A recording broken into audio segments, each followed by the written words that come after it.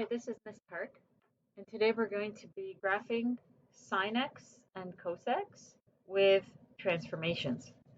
But we're going to be doing it slightly differently than we've done transformations in our course before. So I'm just going to remind you of what sine x looks like. So I'm going to sketch it. So here's my x-axis. My maximum value is 1. My minimum value is -1. My period is 360 degrees. And I can divide this period into 4 equal parts called quarter periods. So I'm going to divide it like this, 90 to 70. Okay, and I'm going to just write the key properties here. My maximum is 1. My minimum is -1. My average is 0. My axis is the line y equals 0 going through the average. And my amplitude is going to be the half height, which is the distance between the axis and the max and the axis and the min. So I can see that that amplitude is 1. And how do I know that it's sine? Because sine has an order of points. So for sine, we start at the average, we go to the max, back to the average, to the min, and then to the average. And there's our sketch of sine. Okay, average, max, average, min, average.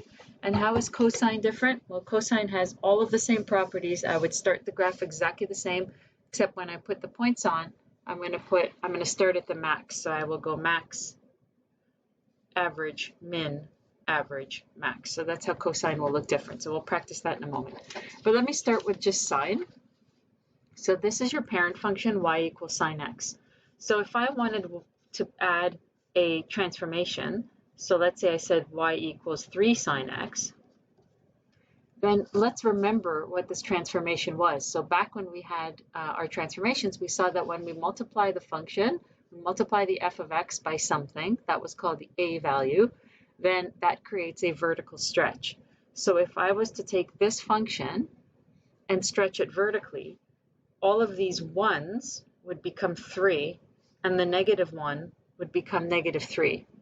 So if I want to sketch y equals 3 sine x, it would be all the exact same things. There's no translation, so there's nothing moving.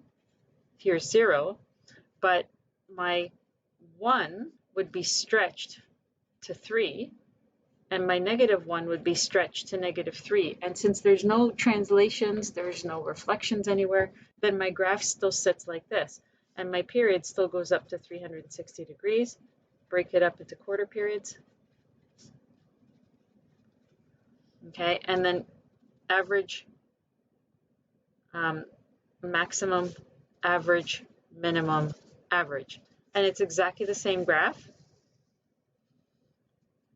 except that my maximum is now 3, my minimum is -3, my average is still 0, and my amplitude is now 3. Okay, so that's how we do transformation. So what if I had something that had many transformations in it?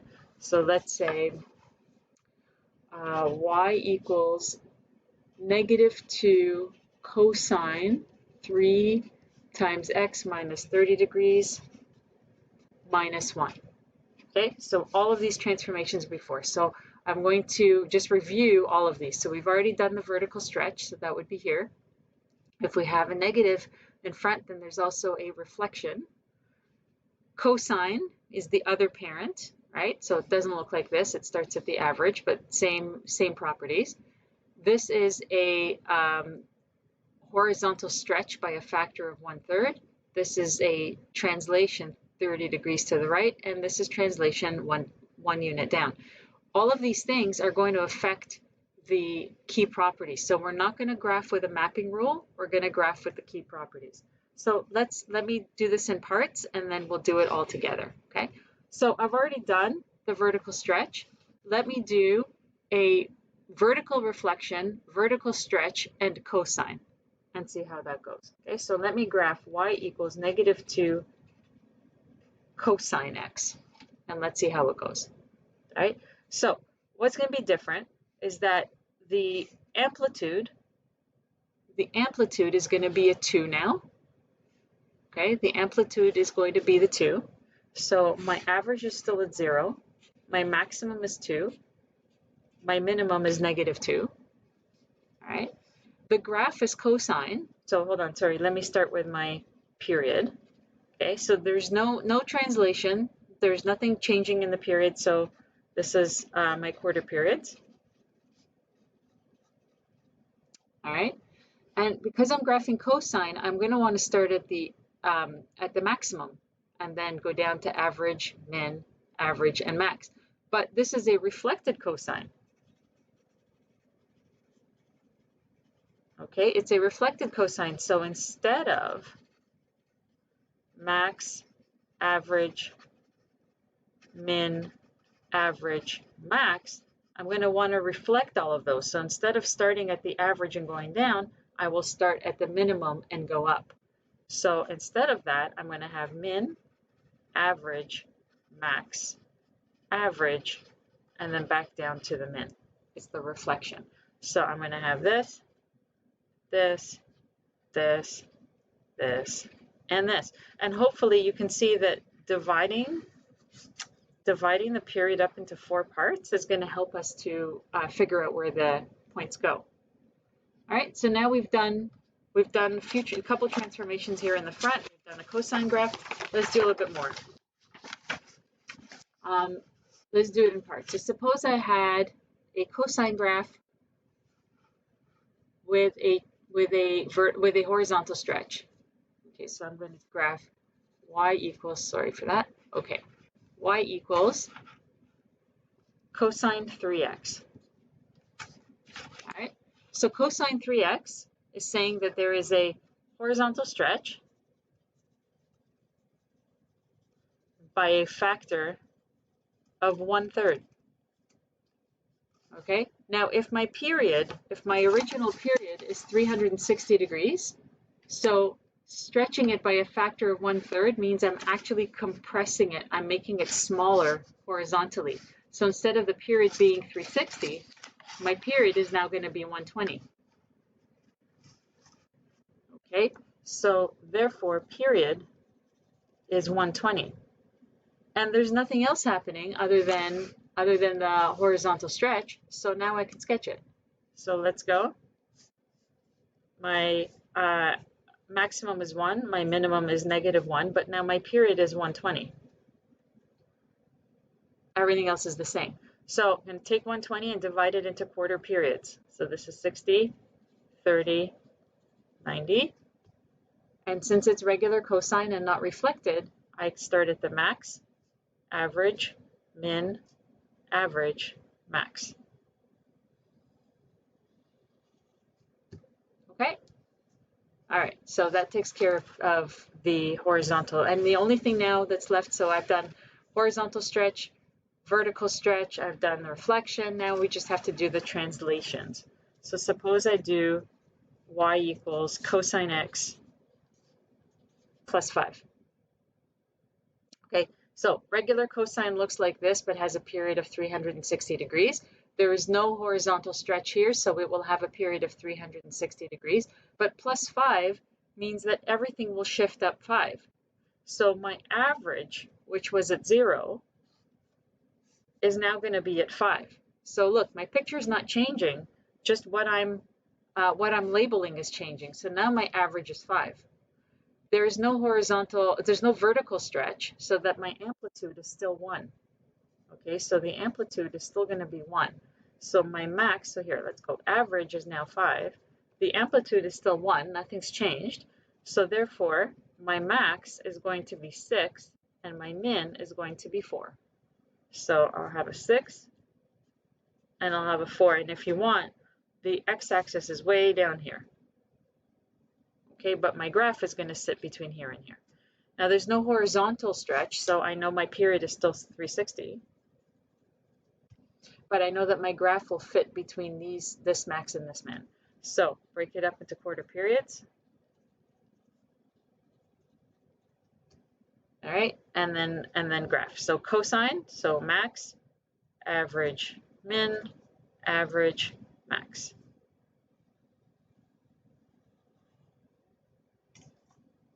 Okay, and that's it. It's exactly the same thing. Your graphing is exactly the same, except that the way you label is changing.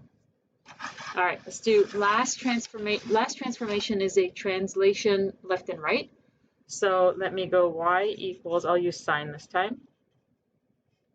Sine of x minus 30 degrees. Okay, so let's do that. So we know that that is a translation 30 degrees to the right. Okay, so it's 30 degrees to the right. So what am I going to do? I still see that there's no translation up and down, so my average is still going to be 0. Okay, there is no vertical stretch, so my max and min, my amplitude is still going to be 1. My max is still going to be 1. My min is still going to be -1. So none of that has changed. Okay. How about my period? Well, there's no horizontal stretch here, so the period is still 360.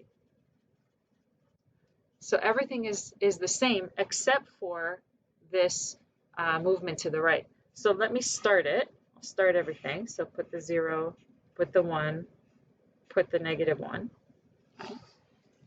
And if we're going to start the graph at shifted to the right at 30 degrees, then I'm going to start my labeling at 30 degrees. And because the period is 360, my graph now must go from 30 until another 360 degrees, which is 390, which means my points are not going to sit starting at the y-axis. They're going to be starting at 30 degrees, right? And this shift to the right is called a phase shift. Phase shift, right? And it's always to the right. If you see a plus there, then it's going to the left. So it's the same thing as the horizontal translation. All right, and so now I have a sine function. My cycle goes from 30 to 390. So I'm going to have to break this up into quarter cycles. So I have to figure out what's halfway in between. So this is 360 degrees in between. So from 30, I can add half a period, so 180, and I get 210. And I can add a quarter period, so this is 120, and plus another 90 is 300, and that looks like 4 groups of 90. All right, and because it's sine, I will start at the average, maximum, average, minimum, average. And that's it. Okay, so now you've seen all the transformations. Now, last thing is going to put them all together. So take you to this page in the booklet, Graphing Trig Functions, and there's an explanation of like in individual steps, so kind of like what we did. But here is your general function that you've seen before. Okay, your A, so why did they call it the A value back when we were doing transformations? Because A is the amplitude. It's the vertical stretch. All right, so that is A for amplitude. F will be sine or cosine. K is your horizontal stretch by a factor of 1 over K.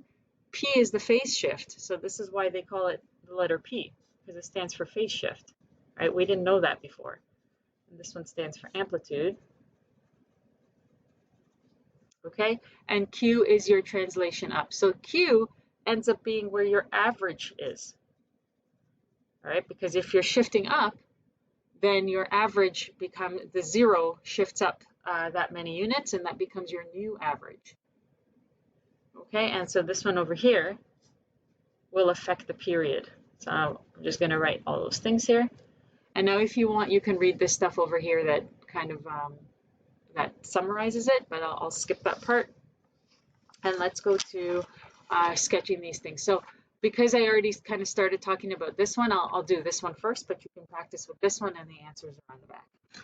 All right, so sketching with the grid, a little bit different than sketching with paper because I'm restricted to where these things are sitting.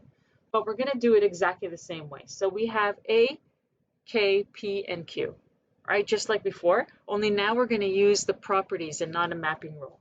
So my A is -2. The negative means there's a reflection, so it's reflected. And the 2 means I've got a vertical stretch by a factor of 2. In other words, the amplitude is 2. All right. The 3, k equals 3, means that 3 of these fit in 360 degrees. So 3 cosines fit in 360 degrees. In other words, horizontal stretch by a factor of 1/3. So that means the period is 360 degrees divided by 3. 3 cycles fit in 360 degrees. So that means the period is 120. The P is 30 degrees, so therefore there is a phase shift of 30 degrees. And phase shift is always to the right, right? If it was negative 30 degrees, you would see a plus there. Like this would be negative 45 degrees. Okay, and then the last one,